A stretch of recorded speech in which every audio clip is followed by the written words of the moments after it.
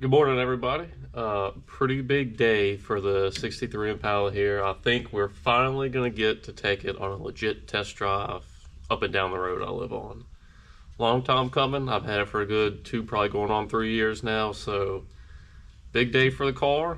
I'm going to take you along. We'll go ride it and see if anything's going to break off of it or rattle, or I don't know. Maybe it'll just go down the road fine. We'll see. We're going to find out here in a minute. But before I go do that, I realized when I first bought this car and started working on it, I wouldn't film it or anything doing to it. So I figured it'd be a good minute to give a little background on the actual drivetrain of it, motor, transmission wise, and what we've got done so far. It's not much, but let me get you up to speed. So when I bought it, the guy I got it from said it was his mom's car. She had got a new car around 1980 or something like that. So this got parked. So sat for a good 40 something years, 40, 42, 43 years. So when I bought it, got it brought over here, didn't have a battery, put a battery in it. The starter would just hit, but it wouldn't turn the motor over. So got under there, spun it by hand, make sure the motor wasn't seized up, it was good. Bought a starter, put a starter in there, it spun over fine. I did pull the plugs, lubricate up the cylinder walls with some WD-40, this and that. Clean the spark plugs. They were disgusting. Absolutely just coated in old oil deposits and stuff like that. So cleaned them all up, put them back in there. I think I broke one. I dropped it, broke the porcelain, so there was one new spark plug in it. And then with it like that, you could squirt some gas in the car. Points. Just cleaned the points with a little sandpaper, cleaned them up. And with that, it had spark. Put a little gas in the carb and it would run off a bottle just squirting in there. Then I pulled the little 2-barrel off, rebuilt it, and with it like that, run into a gas jug with a new fuel pump. Fuel pump was like 15 bucks. I just put a pump in it. And it would run like that, sit idle, pulling gas from the gas jug. So running car at that point, basically. The only thing sitting there idling, it had one little tick to it. You could tell every rotation on the motor just had one little tick you could hear. Kind of narrowed it down listening to the passenger side, so I figure probably a lifter just not pumping up, either some trash in it. Hopefully it's not just pumping up. Fingers crossed it's not, missing some material on either the lifter or the cam, but we're going to find out here soon on that. So it needed valve cover gaskets. They were leaking real bad, so I pulled the covers, and I did find one rocker nut was a little looser than the rest. So I put maybe 1/8 or 1/4 turn on it. It tightened it up. It kind of made that little tick go away. So knowing that though, I still think either that lifter's not quite pumping all the way or it's something missing. Hoping that's not the case, but we're going to find out. So I think today what we're going to do, run it a little longer. I did get it back running yesterday. The only thing I did when I parked it in here to start doing the rust and the brakes on it was I undid the battery and I unhooked the fuel line. So I put those two things back together. Put gas in the gas tank for the first time. Got it running, so it ran off the tank for the first time. And I think what I'm going to do today is I need to add some more transmission fluid. I went to move it yesterday. I had dropped the pan and put a new transmission filter in it a couple weeks ago, so I had to add some fluid from that. I didn't quite have enough. Putting it in gear wasn't enough to make the car move, so we're going to top off the transmission fluid. And hopefully that's enough to go take it for a lap up and down the road, see how it does. And then I'm going to let it run for a little while. And I think I want to put a little ATF or some seafoam in with the oil. Let it run to try to hopefully break down what's ever plugging up that one lifter. And then do a good oil change on it, freshen that up. And then we're going to kind of just play it by ear by then, run it, see how the motor comes around, see if we can maybe set the valves and not have that one little tick on the one. Because it really could use the rest of the plugs replaced, set of wires, coil, ignition tune-up, but I don't want to spin that if we know that it's got a flat cam lobe in it, because if it does have a cam or a lifter that's going down, I think that's going to be enough to justify taking this motor and trans out and putting in some other options possibly. So, all right, I take that back. It's going to need a little more than just transmission fluid to go down the road. I haven't run this with an air filter in it yet. I got an element to put in it, but I haven't cleaned this housing out yet. This side's got some loose stuff we're going to knock out, but the actual base is just terrible. There's a big chunks of rust we can take off in here, so we're gonna get the inside of this cleaned up before we just put the element in and put it on the car. So gonna hit with the wire wheel, shoot a little black on it, and fix this up first.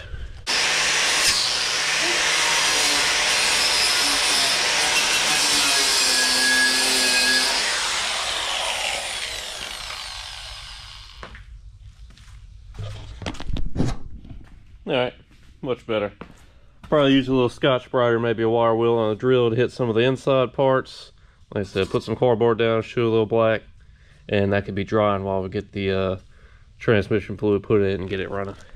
Just want to show a quick visual of just how much we got out with the wire wheel. All that loose stuff, and not to mention all the rust that turned into dust and floated away.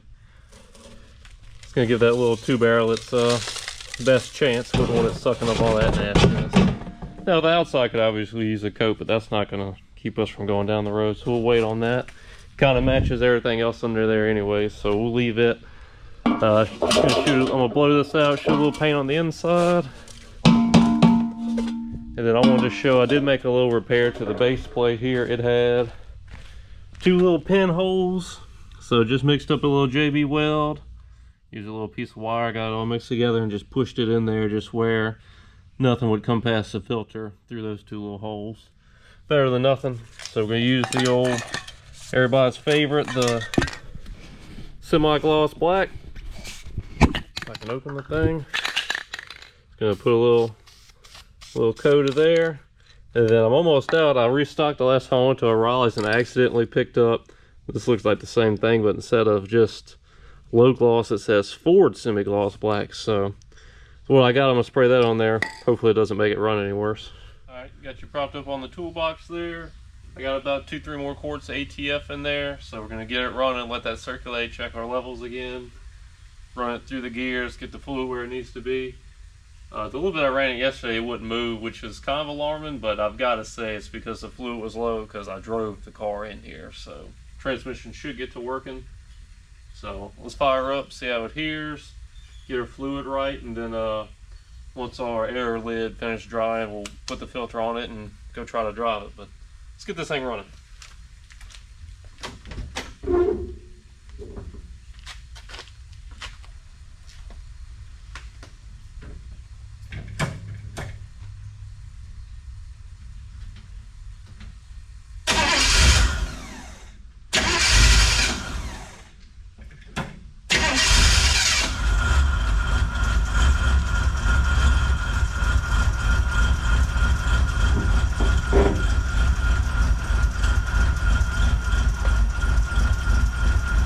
Barely, but it's running. Nope, didn't make it. Try it again.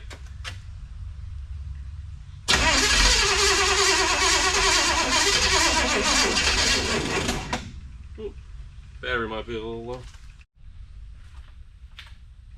Alright, solid take 2 here. I got the water topped off, which did take an entire jug of coolant, or water. Just a little concerning because I don't know where that went. I know I didn't drain it, but we'll put that on the list of things to worry about later. Decent sized list, but it's on there. And then squirt a little gas in the carb. And we got the battery charger going, so should have a better chance this time.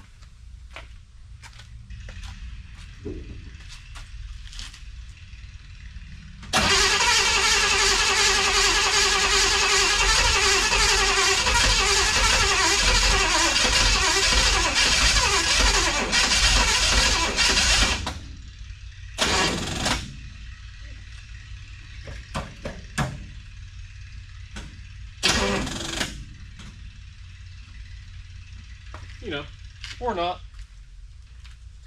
Funny enough, it rained yesterday and it started up a lot easier than that.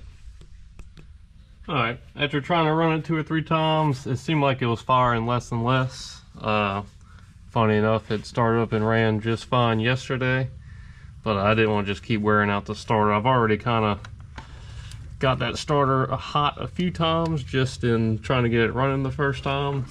So I decided to give it a break, and I've actually never touched any of the wiring. And I tell you, I cleaned the points on this, and you know, the few other things to get it fueling, got it running, that's it. So like power to the coil and everything else, Never even touched it. Well, started feeling around. There's this one little wire harness. Comes through the firewall, splits off here to the ignition coil, and then it goes over to the starter. So I felt it, and it was getting pretty warm. I figured probably just power going through it to the starter over and over. But I decided to take this coil apart and just kind of look at the wiring on it, and all the connections were just coated in grease, nasty. So I took the one wire off the front, which is just going to the distributor, cleaned it up. And off the back, there's three. There's one I finally found that's got the condenser on the back. I've seen plenty of videos, people fooling these old ones with points, talking about the condenser. I never actually saw it under here, so I've never replaced it. Well, it's just conveniently mounted on the back of the coil here. So that thing's ratty and old looking. I think you can bypass it. Might have to Google real quick how to do that. If it won't start again, we can rule that out, but it was running yesterday, so I'm not convinced that something's bad, maybe just dirty and tired. So, and then I cleaned on top here. It's got the condenser wire, and it's got two. This one red looks like it's going over to the starter, and then this other one is this weird coating on it, and it comes down the loom, and I don't know if this is in camera or not, and then it's got this weird rubber on it, and then it just doubles back and then goes through the firewall. So I don't know, I guess that's the key signal to energize the coil, I'm guessing. Anyways, I got it all cleaned up. The wires look okay, just absolutely filthy on top of this coil here. So maybe a little better connection here will help us. I'm sure it won't hurt anything. So I'm gonna slip this back together. We might give it another shot, but then the carb from sitting, it's leaking everywhere. I've tightened all the bolts I can, but it looks like it's leaking where it goes from the plate that mounts to the intake to the rest of the carb. And to tighten those couple, you've got to take it off. So when I rebuilt it, this thing's super old, so I was pretty nervous about putting anything too tight. So I mean, everything was fairly loose. I've tightened everything once or twice just to try to get the carb from leaking. But on those two bolts, like I said, to tighten it, it's got to come off. So I think that's going to happen here. Just trying to get these 2 or 3 wires I got cleaned up back on the coil. Like I said, we'll give it one more shot just to see if this cleaning here did anything. And then after that, I don't know, I'm kind of just winging it. We might look into checking for spark again, even though I'm fairly certain it's got it. Alright, so quick look here at the carb. I know I said I was gonna go ahead and try it after I got those wires going to the coil cleaned up, but instead of just keep running and put more and more fuel in the carb, I decided let's just try to get this carb leak fixed up. Came off just fine, nothing to it. It's a couple of linkages, a couple of hoses, 4 bolts. And what I was worried about are these 2 Phillips here. It seemed like it was leaking at that seal there, but when I pulled it off, you see the base gasket ripped there along this little narrow edge. So to put it back, I'm about to go ride, try to find one of those. So that'll pause me for now. I think I gotta get an oil filter for it anyways. I thought I had one here and I don't. So we'll go pick up the filter, hopefully can find a base gasket, get that popped back on there, then we'll see how it does then. Alright, good and bad news. I realized had our oil filter, which we knew it was gonna because I had to order it to the store the day before. That's it, the canister style with the O-ring in it. So we'll be able to do our oil change once we run that transmission fluid through the oil, kind of get the internals cleaned up there. But they did not have the base gasket for the old 2-barrel, which is not a shock. I didn't think they would. So looked on Rock Auto, it's $2. Gonna order that, wait for it to come in. So we're kind of dead without that. I probably could have did some more work and got it to run again without taking that carb off and tightening everything, but it was just leaking all over the place. It needed done, so it is what it is. When we put this one back, I didn't grease the other base gasket when I put it on there. I'm gonna put a little layer on there, that way if we end up having to pull it again, maybe we can save the gasket. So wait for the gasket to come in. And the few times I've run it, even before I pulled it in here and yesterday, it's always kind of hard to start. You got to turn over a good bit for it to fire. I'm on the fence about just getting all the new ignition stuff. I hate to buy all that if this thing turns out not to be good. You know, the motor does have a bad lifter in it. But I put it all in a cart in Rock Auto, and it's literally $100 for new coil, points, condenser, plugs, wires. I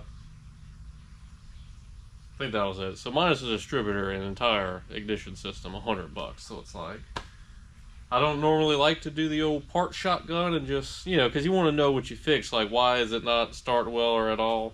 You kind of like to learn from it and say, all right, it was this or that. But I am half tempted to just spend the $100, put all new stuff, and then, I mean, at that point it's got to run, right? But then you get into, you know, is the new part not working properly, you know? Or is it something with the car itself, like some wiring issue? But I'm on the fence. We're going to see. I'm going to at least order the base gasket.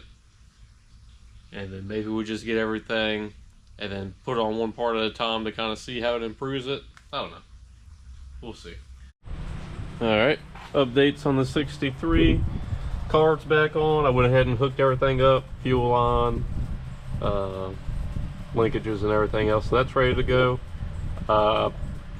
Was just kind of chugging along here, but I wanted to take a break to show the carb gasket I ordered.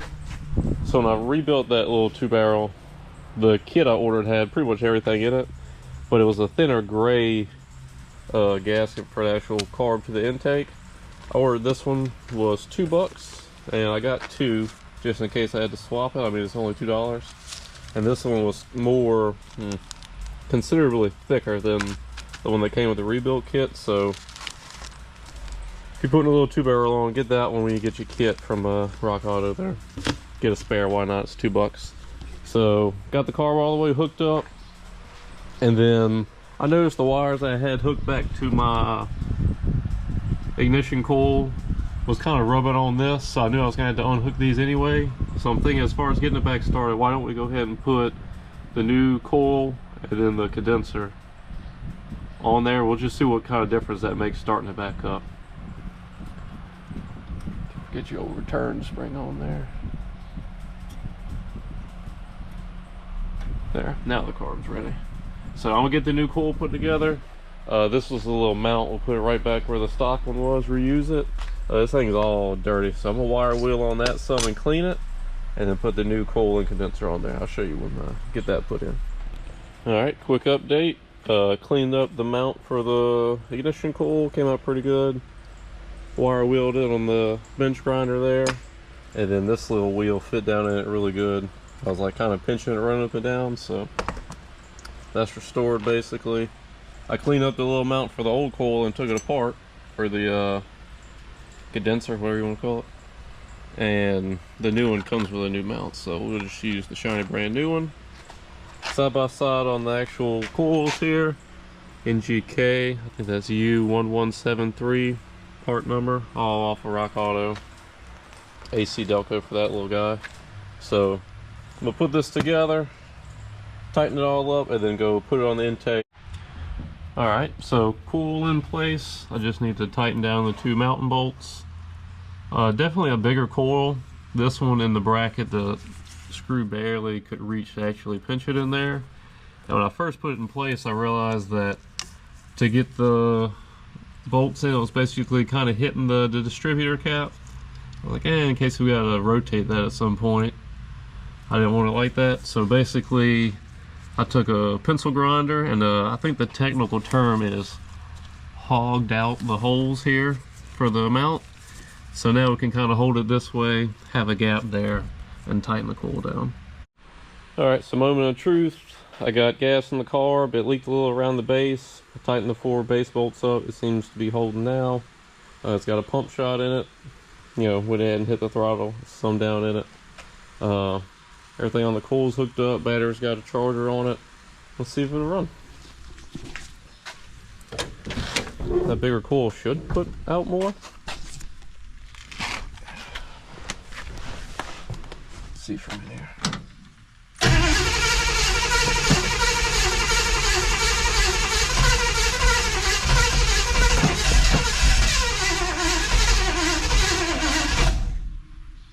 Eh, don't sound much better. Yeah, and that battery gets weak fast. Alright. Between battery and alternator, we might be struggling somewhere. Typically with the boost, that's enough to start it though. So, if we got a new coil, we're just kind of assuming that's good out the box. We didn't do anything with the points. So, thinking about pulling that cap, getting down to the points, maybe just putting the new ones in it I got, and then inspect the old cap and rotor, see how dirty it is. And for that far, we'll probably just put the new ones on there too. New wires, plugs, just finish our tune-up, and then try from there. If it's none of those things, either something new is bad, or maybe some of our factory wiring, which is extremely old. Wouldn't be shocked there. So, spoiler alert, I got the old grain car running. All new electronics, I got the whole tune-up in there, plugs, gaps. I think the 037, it said between 035 and 040, I gapped them to 037. Pull, set the points, I think to 018 gap, all new wires. Still wouldn't start, I wouldn't turn in the old dead battery, I think it just wasn't taking a charge. New cheap O'Reilly's battery, and we run it. I had to just turn it over a little longer and feed it some more gas and it started. But I put some transmission fluid in it. It still wouldn't move. I topped it off one more time. And that's reverse. Goes back a little bit.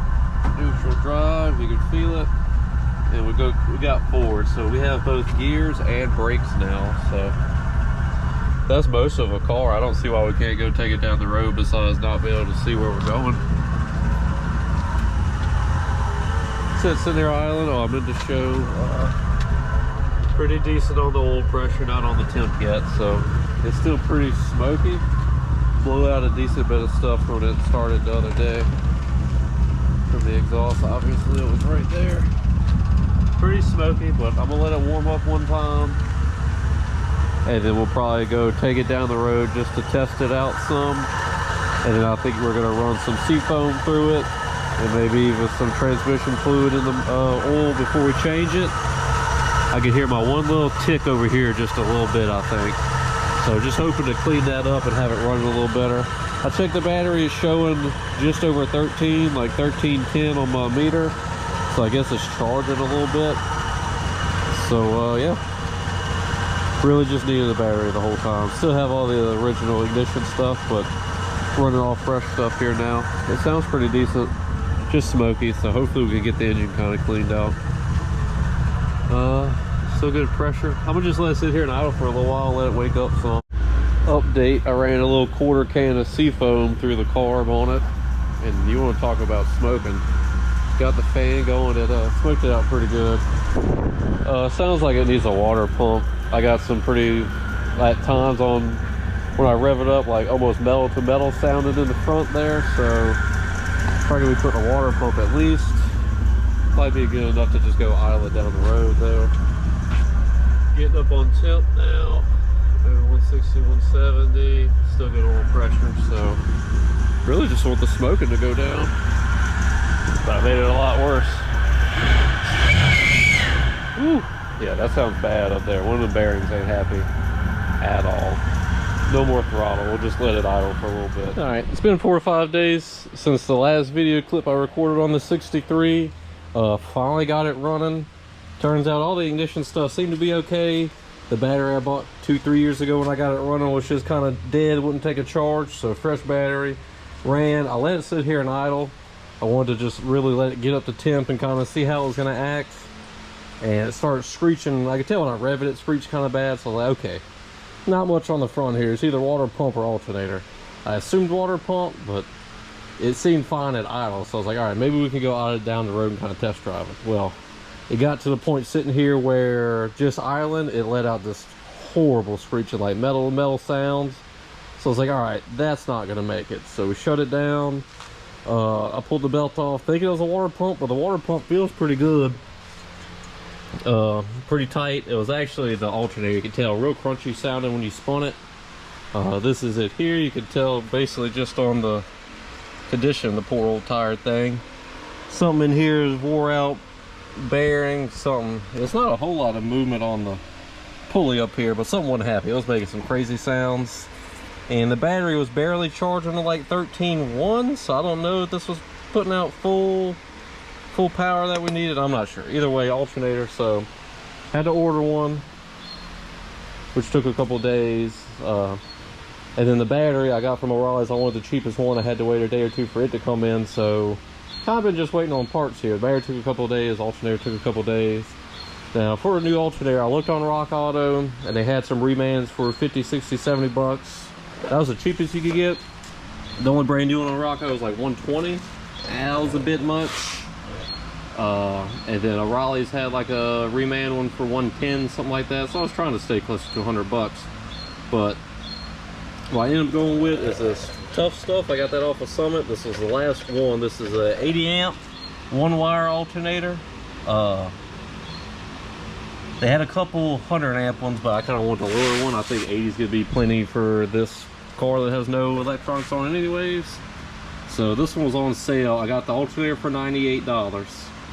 And then, you know, on Summit, to get free shipping, it used to be $100, now it's $110. So I was a few bucks short on shipping. So one little thing I knew I needed a decently thick wire to be the one wire on this to go from the battery to the back of it. So I looked, why don't I order the wire too, and I'll have both things I need to get the car back going. Well, the ones that were long enough and thick enough, talk about expensive for one wire. I mean, I guess it's nice to get one that's already got the ends on it. Like the right way to run it would be off the back with this loom up here, running across the front with the other 4 wires the car has, and then boom to the battery. I need about 6 for that. These are expensive, or those were expensive. And I found these are some grounding cables you can order off of there. I want to say a 4 gauge. It's already got the nice big ends on it, black clean. This is a ground cable if you look on Summit. This is the longest one they had. It was 40 inches. They had some shorter ones.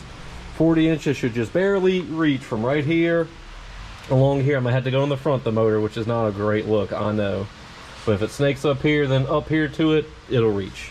So all said and done, we were like 120 on Summit for new alternator, wire, shipped, and everything else was gonna cost that to not have the wire and have a factory style and still use these old crunchy factory wires, which seem to be working, but you know, for how long?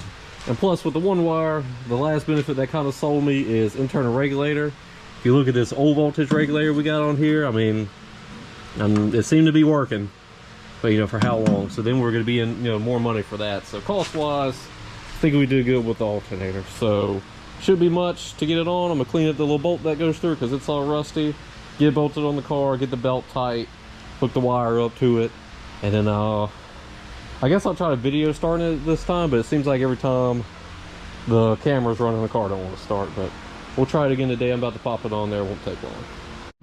All right, we were able to finish about 95% of the new alternator install. The only thing holding us up now, this pulley on this new one's a little smaller round, the old one's a little bigger. I got you. So basically we're at full stretch on our adjustment, and the belt's not quite tight enough. So I don't think I'll have time today, but quick trip to O'Reilly's, get like an inch shorter belt. We should be able to pull on this, tighten it up, and that's going to be done. Now wiring wise, not the prettiest. Now it says one wire alternator, which is this big hefty one I got here, but there's a little tag on here saying to ground it. So all right, sure, we'll ground it, why not? Little green tag told me to. So since we had a wire running that way anyways, I just pulled the ground with it. I could have hooked it to where this strap was and cleaned it out, but then it would have been over here, or, you know, made a new tab somewhere, something to ground it. But I just ran with it and came to the battery, quick and simple. I already had one of these extra little tails coming out the post, so hooked it right to it. A little bit of slack. I hate this. I don't like the way it looks running in front of the motor. It's awful. But this was quick and cheap, just so we could go try to test the car, drive it some. If it bothers me enough one day, I'll be on the look for a 4 gauge wire that's 6 foot a little longer, where we can run them, you know, the right way. But for now, we'll live with it. It should be good enough. I taped up some of the wires that I peeled the other day, troubleshooting. Redid my little coil wires a little bit, or plug wires, where they had a little more reach. So should be ready to go. Just need, like I said, a slightly shorter belt, Once I know where this is going to be and it's tight and this is tight, I'll kind of, this is just loose on here, we'll cinch that so it'll be held here, proper length. Like I said, looks terrible going across there. I don't even know if maybe putting some loom would fix it. It's still going to look bad, so whatever. Good enough for now. Gotta get the shorter belt. We ought to be going. Alright, so I admit I've lacked on my videography just a little bit.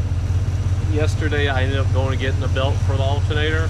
I didn't expect to because I was home with the family, you know, weekend hanging out, but they seemed pretty occupied doing their thing, so I ran to O'Reilly's, got a belt, put it on there, started it up, and it wasn't making no crazy sounds or anything, and I decided it was finally the time to go take it down the road.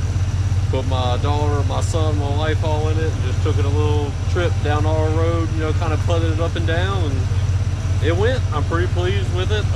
Didn't take the camera along. I feel like they deserved the first ride, you know, putting up with me working on it all the time, but a couple sounds we gotta work out. I can tell something by the trunk of the back's pretty rattly, pretty annoying sounding.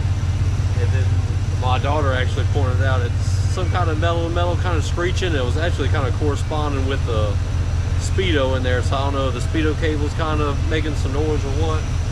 So a couple sounds to work out, but oil pressure temp's still good.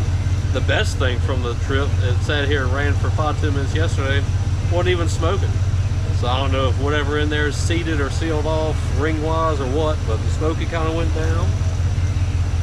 The only downside trying to take it down the road, the dust was so thick on the windshield I couldn't see a damn thing. So window down, Ace Ventura style, and I wiped me off a little porthole to make sure I wasn't running into nothing. And it did pretty good. So today I had a little time, got out here. I put a little seafoam and a little ATF and oil. I didn't go crazy. I'm gonna let it run for about 10-15 minutes, let it eat and chew up whatever it can in there. The little chicken I had's kind of gone away. It sounds pretty decent sitting here running. And now we're gonna do a quick oil change. I got the oil to put it in the filter, so let's let that chew up all, break down what it can, change the oil. And it's pretty good at this point. I made one adjustment when I came out here to start it. You had to turn it over for a good while. It would kind of just start firing real light, more and more the more you turned it, and it would barely idle real low. So I turned up the fuel mixture screws a little bit, maybe a turn on each, and I bumped the idle up a little bit, and with a pump of gas, it started right off. So I got the hard start kind of worked out, I think. It started good this time. So that's it running. I'm gonna let it go for a few more minutes, do an oil change, and I don't know, it's kind of ready. I mean, it at least goes down our road. I think I'm gonna swap the radiator hoses because they look like they could bust any minute, and I got new ones. I kind of want to do a flush on the coolant system, get all the, flush out what we can, maybe put some white vinegar or something in there to kind of break up what's in the coolant passages. And we gotta get the lights working, we gotta get seat belts. That's what's gonna get us ready to go down the road, I think. Get the blinkers work, the headlights don't. Taillights, no clue. I know the wires are cut, so I know the taillights don't work actually. So, flush coolant, new radiator hoses, some seat belts, and some lights. And at least taillights, we go drive it in the day. I'm gonna drive it at night at first. And wash, get the glass clean. So that's our list. Oil change first, and we'll see what we get to next. Kind of just now that it runs and kind of goes, I'm kind of just at that point in the project where you got to just pick, you know, the most important thing or what you have time to do and knock out some little stuff and get it a little better each day. All right. Just wanted to show a quick glimpse. I'm like halfway through the oil change now. This is the oil can. It's got, let me show you the filter. It's got a filter element that goes in it. It's old enough that this is the style. It ain't got just a screw on one. This filter element goes down in the can. And it's got a little O-ring that goes on top of the can that seals it to the block. So that's what we got for oil change. I just want to show you a quick glimpse of what I'm pretty sure the entire bottom of the oil pan was filled with when I did the first oil change. There's a little bit left down the bottom of this can here I got with my old screwdriver. How nasty does that look? I don't want to get it on my bench, but dude, gross. So yeah, I don't know if I mentioned, but the first time I changed the oil on it, it didn't drain. I pulled the plug and I knew there was oil in it and none came out. It's because that thick stuff was in the bottom, just had it. The way I would say it would be plumb plugged up. So I'm gonna scrape the last little bit of that stuff out of here, hit with some brake cleaner, get the can all the way cleaned out. Fresh filter, fresh oil. That'll be pretty well tuned up on the motor for now. All right, next installment on the 63 here. We got it in the driveway. I think we need to get it cleaned up so I can actually see out the glass to drive it down the road. That's gonna be the next step. It's not, I mean, it's pretty bad, but it was cleaned at one point. The guy I bought it from, I think he had just got it from where it was, pressure washed it, and sent me the pictures of it. So it did have a super old dirt blasted off of it. It's as dirty as it is now because I had it parked on the side of my shop over there, right where there's a bunch of dirt. So every time I cut grass, it would just blast it with dirt every time. So this is 2 or 3 years of or 2 years of cutting grass and throwing dirt on it, and then sitting in the shop, all the dust from fixing the floors and all that, from the, you know, cutting the rust out and this and that. That's about what it's covered in right here. Bless you, brother. You can see along here all this black. That's some oil. I had when I first changed the oil, there's the what do you call it? The thing with the oil sitting in it, and the roof drained a bunch of water into it. So it splashed all the dirty oil that came out the motor all over the hood, or the fender and the door there. So I'm kind of hoping all that comes off. Mostly gonna focus on the glass, and I gotta watch the holes in the hood. I covered the distributor with a bag, and I put some cardboard in there to kind of catch whatever water comes through them holes, hopefully. So I'm gonna get the cheap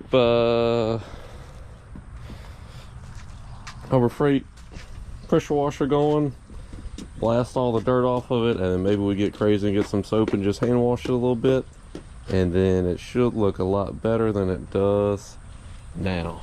You can see that's the one little portal I kind of cleaned to get it. You can see how thick it is on the roof. Can't really see through the glass. Back one's really bad. That's basically not even glass. So let's get to spraying. All right, update. This is it pressure washed. Sorry, I didn't get any footage actually blasting it off. Camera, water, all this and that. I just didn't feel like turning on. Not a huge difference. Big as it's gonna be on the roof. It's actually white now instead of brown. You can see how spotty it is, but a lot better than it was. Got the doors open. Obviously our old seals don't hold too good, so new carpet's a little wet here. I need to dry out this spot. The other side didn't get as bad, but somewhere around here the water was just blasting straight down apparently.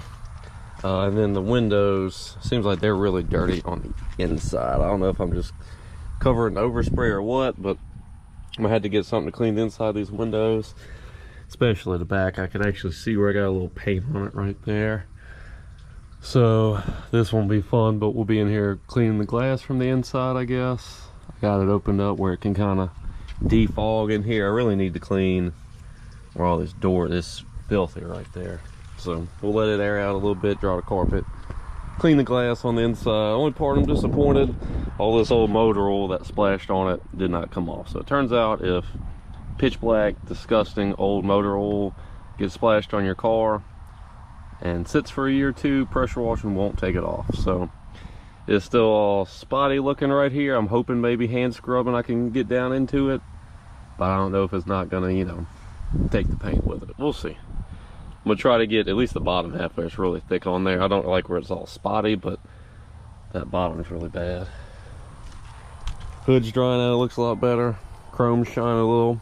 Can't wait to hit that chrome and get it polished. The best thing that the pressure washer did was get behind all this trim. I mean, that's the one thing I should have recorded. The black brown just blasting out from behind all the stainless was pretty satisfying. That needed to happen. I probably could have just hand scrubbed it and got it pretty clean, but like, you needed the pressure washer to blast all that trim out. So I'm glad that dirt's from behind there now.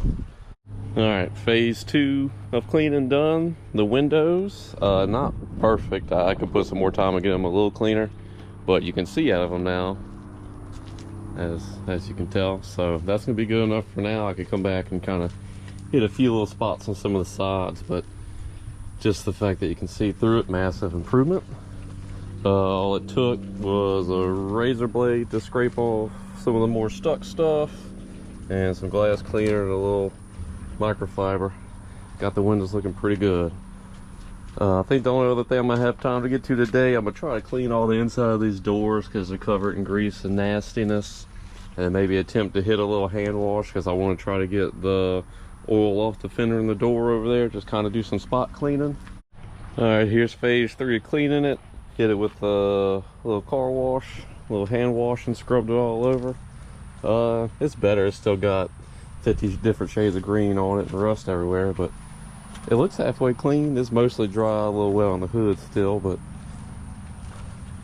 I'm guessing this might be good enough. I want to do the what's the name of them, the sweet patina, put the sauce on there, so I'm thinking this is almost clean enough to do that. Maybe one final like little detail wipe down before I do it. Might do that when I hit the trim and the chrome and all that, polish it really good, and then give the paint one more little scrub, and then do the sweet patina on it. I got it all scrubbed, and then I cleaned in and out the doors. This was all just solid black, just about. Same thing on here, all nasty looking. So got all that wiped down. Looks pretty good. So take the Walmart bag off the distributor and the cardboard out of there, start it up, and I'll go take you on a little lap.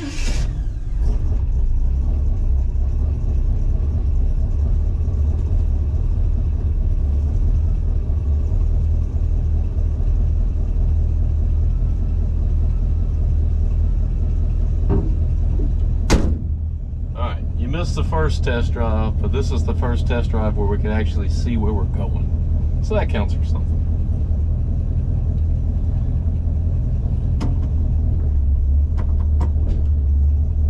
There's drive.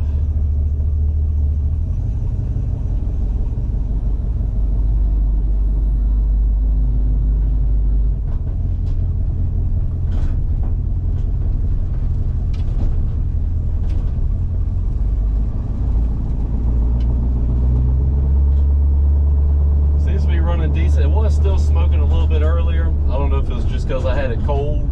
Maybe as it warms up, the rings seal up a little bit and it stops smoking.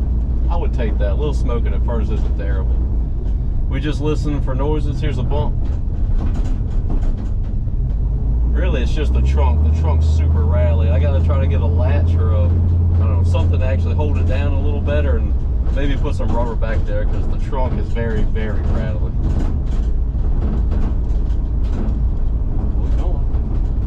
They got some dirt work going on over here. Watch out, oh, they're getting a pool. Big fancy neighborhood's getting a pool, what do you know?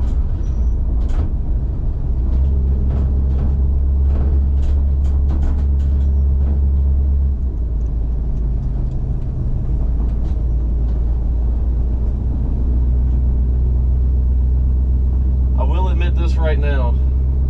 The manual steering is crappier than I thought it was going to be. Kind of hard to turn going slow. I mean, I haven't had it in speed yet, but turning around isn't super fun. But what do you expect? Do a little brake test. It stops. You just got to really, make it.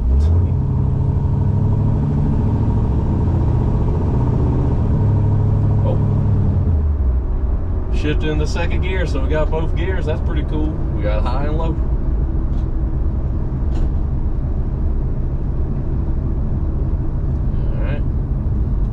Here's where that crappy steering comes in. We're going to flip around here. Bring her down.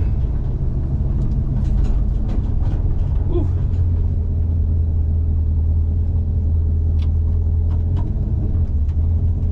You got to be turning while you're moving. Back her up.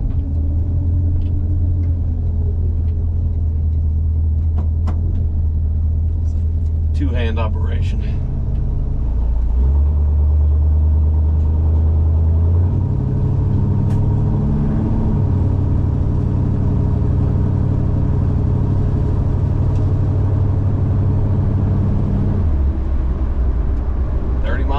Whew, we rolling. As fast as it's been in a long time.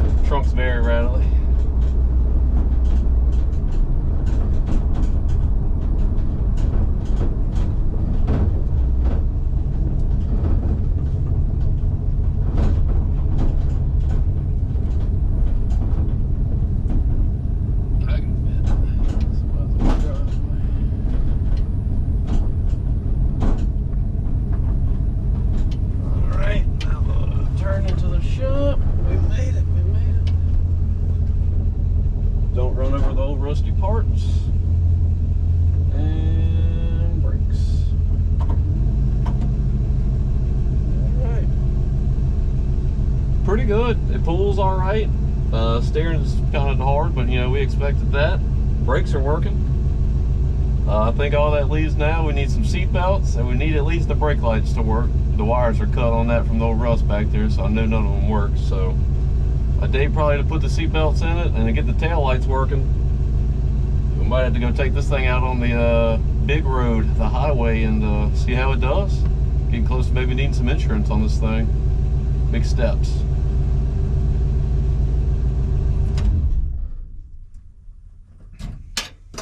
Turns off great too. It's pretty cool.